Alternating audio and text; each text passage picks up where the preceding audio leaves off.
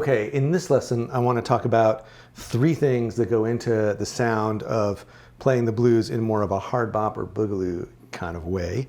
And if you want to download a transcription of the solo that I just played, you can go to the link below or the link on screen to sign up for my newsletter and get the tab. These ideas all come from a course that I have called Hard Bop and Boogaloo, and you can find that on my website, fretboardconfidential.com.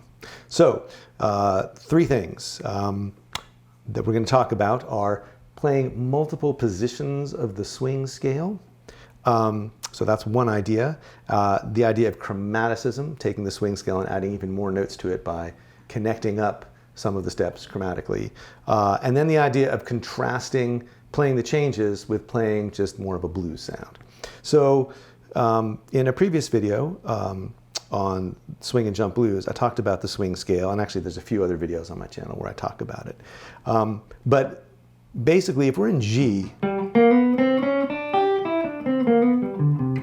here's one place to get the swing scale. And then the next place up we can get it around this root or this root. And then up here, here's a root, and then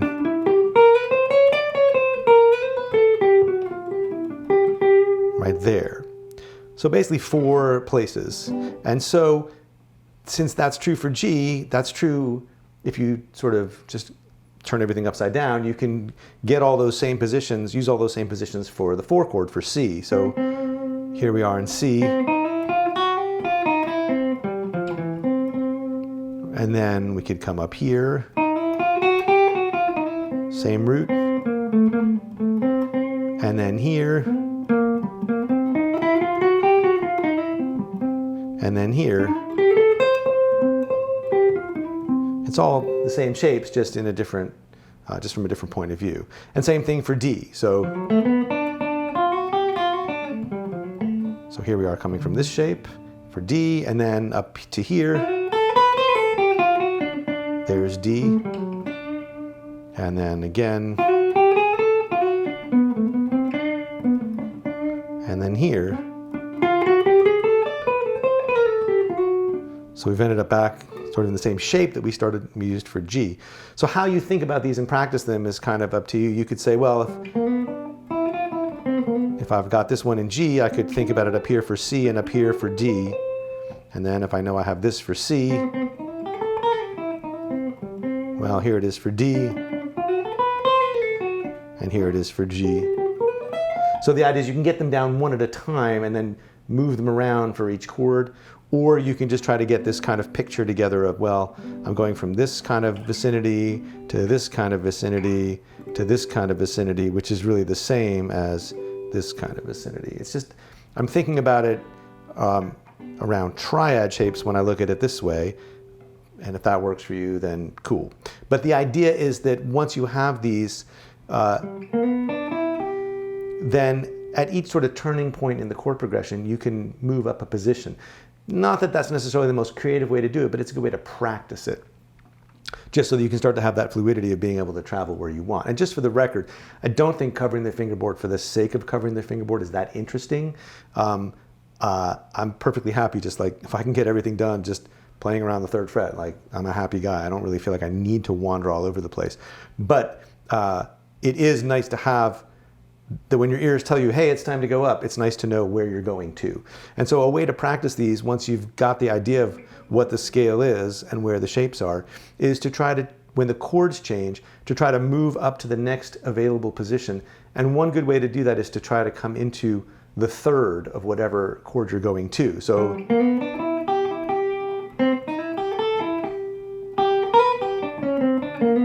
okay, so I did all that first 4 bars of the blues in G at the 3rd position, and now I'm coming into C, so I'm going to come into this position and starting with the 3rd. And now the chords are coming back to G, so I'm going to slide into the 3rd of this position. And now I'm coming into D, so there's the 3rd of D. And then there's the 3rd of C.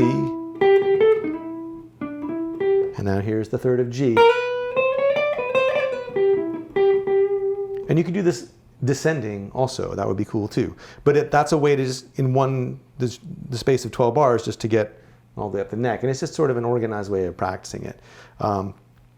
So that's the idea of playing multiple positions of that one kind of scale, that swing scale sound. And because we're just playing a 3-chord blues where every chord is a dominant chord, that scale sounds good and it spells out each chord that you're on in a way that sounds both bluesy and in a way that kind of addresses the change, the chord change that you're on at the moment. So that's really typical of the way that the hard bop jazz musicians in the 50s would approach playing more of a 1-4-5 as opposed to a jazzier blues with a 1-6-2-5 turnaround. So there's that. And now the chromatic idea, chromaticism is just putting a half step in between any two, filling in any whole step or 2-fret distance in a scale. You're just going to fill it in with the half step in between. So we've already got a lot of chromaticism at the first part of the swing scale, right? Between the flat third to fourth to flat 5 to 5. But then here we've got 5 to 6, so we can fill that in. And we've got root to flat 7, we can fill that in. And we've got 9 to the root. And we even could have 3 to 2 or to the 9th, however you want to think about it. So that starts to give you even more possibilities. So if you're just playing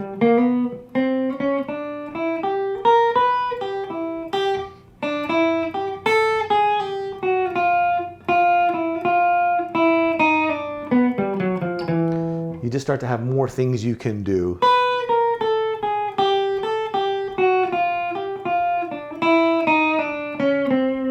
And land on the root of C, for instance. So in that case, here's the third down to the second. Here's the second down to the root. Root down to the flat 7.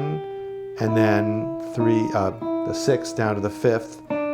And then going chromatically into the root of C. So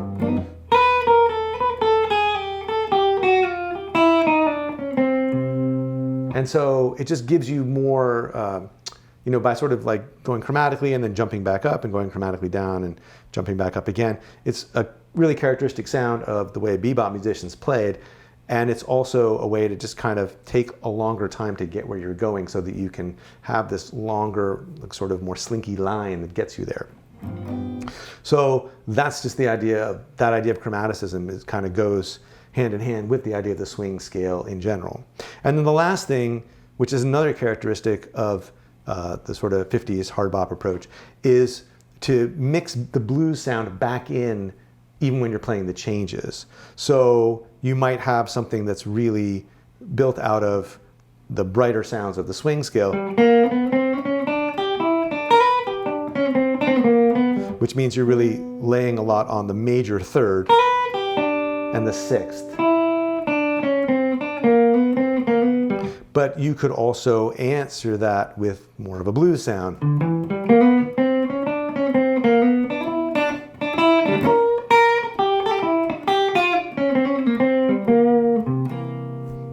And you could also use the blues sound over the 4 chord. And then answer that with more of a major sound. So on the 4, that's all kind of basically the G blues scale. But then basically coming back into the G swing scale with a lot of sixths and thirds. And in the solo example that I gave at the beginning, I wound up playing a bunch of G blues stuff at the end, even though I just sort of spent all this time playing through the changes, playing through the sound of D, C7, and then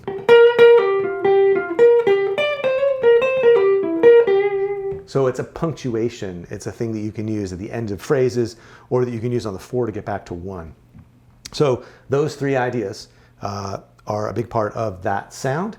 And so again, you can go and download the notation and tab at the link below or the link on screen, and you can check out my course on hard bop and boogaloo over at my website, fretboardconfidential.com. And finally, you can leave questions and comments down below. I would love to hear from you, so please drop me a line, and I'll see you next time.